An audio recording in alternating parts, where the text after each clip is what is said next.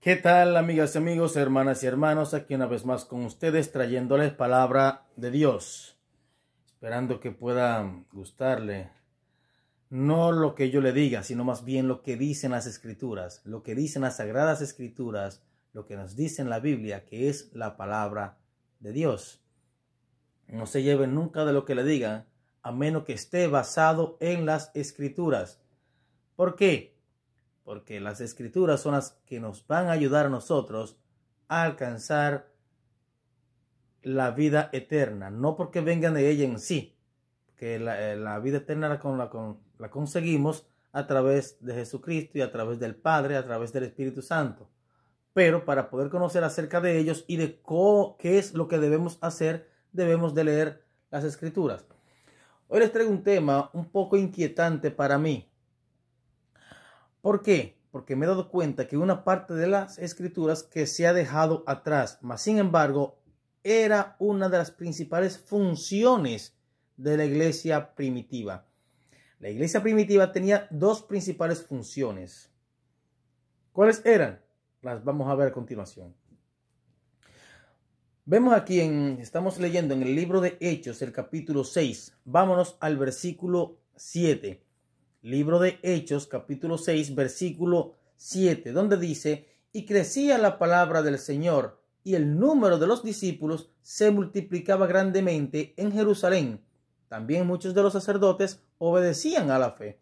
Sabemos que otras personas también que no eran de esa denominación venían. ¿Pero por qué? Por el testimonio que daban. El número de los discípulos crecía. El número de los creyentes crecía. Vamos a ver por qué. Vamos al mismo libro de Hechos, capítulo 6, versículo 1 en adelante.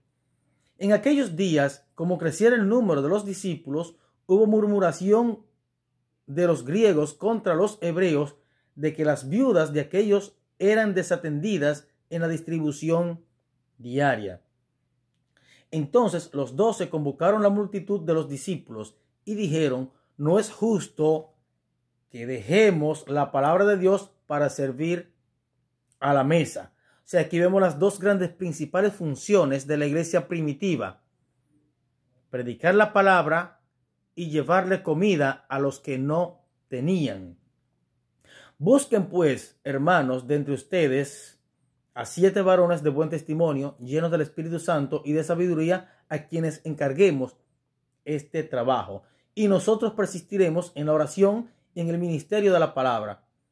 Agradó la propuesta a toda persona, a toda multitud, y eligieron a 7 varones: Esteban, lleno del Espíritu Santo; a Felipe; a Prócoro; a Nicanor; a Timón; a Parmenas; y a Nicolás, prosélito de Antioquía, a los cuales presentaron ante los apóstoles, quienes orándoles impusieron las manos. Y ahora viene el versículo que les leí primero.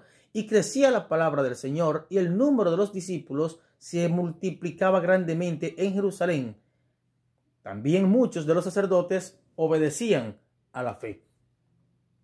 Aquí vemos las dos grandes principales funciones de la iglesia primitiva. ¿Cuáles eran? Darle comida a los que no tenían diariamente y predicar la palabra de Dios. Y por esa razón crecía el número, porque las iglesias tienen tantas necesidades.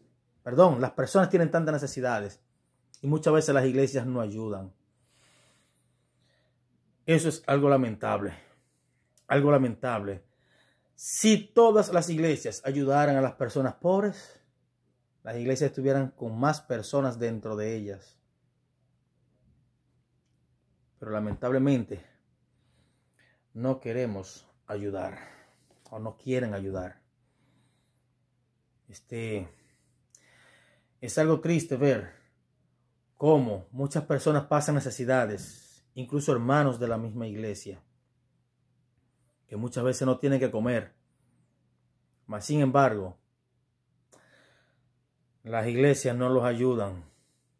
El que más tiene, el que tiene que dar. ¿Para qué? Para que entonces darle a los que no tienen. Eso es así, hermanos. Eso debe ser así. Eso es lo que se hacía en la iglesia primitiva, según nos dicen las escrituras. Debemos ayudar. Ama a tu prójimo como a ti mismo. Debemos ayudar a los demás. Me gustaría saber, ¿le habían explicado esto de la función de los diáconos? Esa era la función de los diáconos, llevarle comida.